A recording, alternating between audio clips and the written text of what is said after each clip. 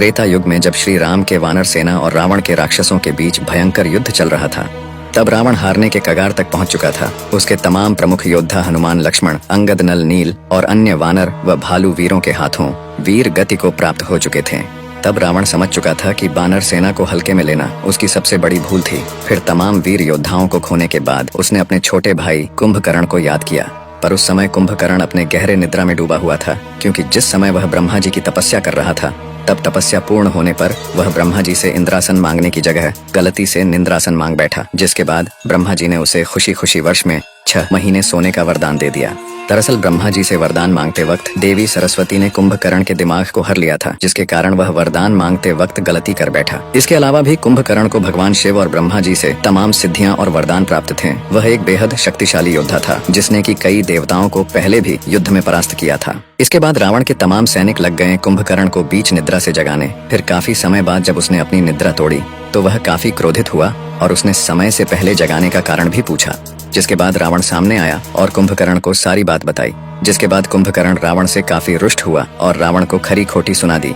जिसके बाद रावण ने भी कुंभकर्ण को भाई होने की दुहाई दी। जिसके बाद कुंभकर्ण ने भी भाई होने के नाते रावण का साथ देने का निश्चय किया और रणभूमि में कूद पड़ा।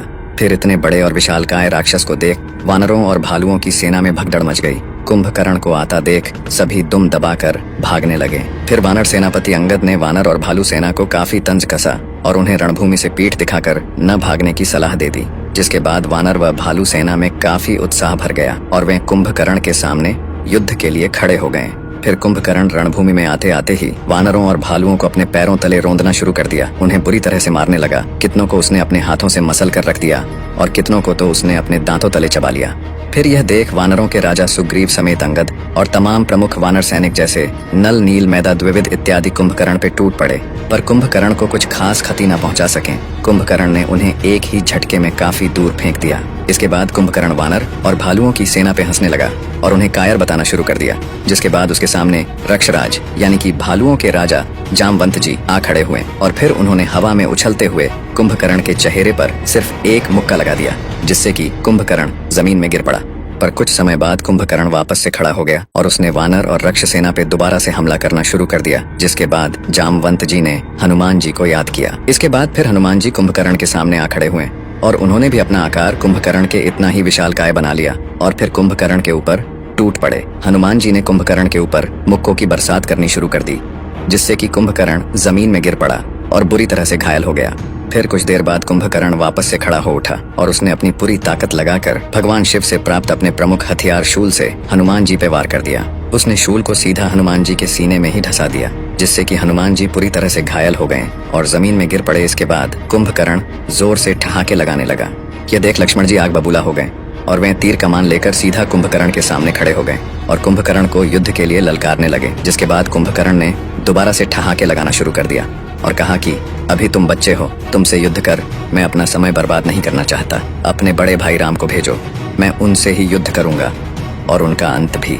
इतना सुनकर लक्ष्मण जी क्रोधित हो उठे और उन्होंने कुंभकर्ण पे तीरों की बरसात कर दी, लेकिन इन तीरों का कुंभकर्ण पे कोई असर न हुआ और फिर कुंभकर्ण जोरों से ठाके लगाने लगा और लक्ष्मण सहित श्री राम का भी परिहास करने लगा। जिसके बाद हनुमान जी को होश आया। फिर उन्होंने अपने सीने में धंसे शूल को बाहर निकाला और उसे तोड़ दिया और फिर दोबारा से कुंभकर्ण पे टूट पड़े। फिर हनुमान जी ने भी कुंभकर्ण को अपने मुक्कों और गदा प्रहार से बुरी तरह घायल कर दिया। जिसके बाद कुंभकर्ण वापस से जमीन में गिर पड़ा, लेकिन कुछ समय बाद वह वापस से खड़ा भी हो उठा। यह देख हनुमान जी फिर से कुंभकर्ण पे आक्रमण करने ही जा रहे थे कि उन्हें श्री राम ने रोक लिया और हनुमान जी को आराम करने की आज्ञा दे दी। दरअसल हनुमान जी या किसी भी बड़े योद्धा के तमाम प्रहारों से कुंभकर्ण सिर्फ मूर्छित ही हो सकता था, लेकिन उसका वध नहीं, क्योंकि दरअसल कुंभकर्ण पिछले जन्म सतयुग काल में हिरण्याक्ष था, जिसका वध श्री विष्णु के तीसरे अवतार वराह अवतार ने किया था और ठीक इसी प्रकार उसके दूसरे जन्म में भी उसका वध श्री विष्णु अवतार के हाथों ही होना निश्चित था और यह बात श्री राम भली भांति जानते थे। फिर यहाँ कुंभकर्ण वानरों और भालुओं की सेना को कुचलने में पूरी तरह से जुटा ही था कि श्री राम वहाँ आ गए और फिर कुंभकर्ण का ध्यान अपनी ओर खींच लिया।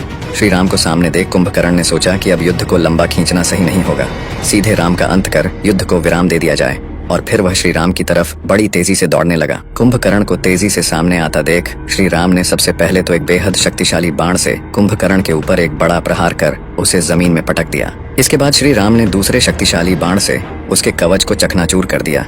फिर तीसरे बाण से उसके एक भुजा को उसके शरीर से उखाड़ फेंका जिसके बाद श्री राम ने अपने 2 शक्तिशाली बाणों को एक साथ चलाकर कुंभकर्ण के दोनों पैरों को ही उखाड़ फेंका और अंत में कोदंड नामक बेहद शक्तिशाली बाण से श्री राम ने कुंभकर्ण का सिर धड़ से उखाड़ फेंका और इस प्रकार से कुंभकर्ण का अंत हुआ।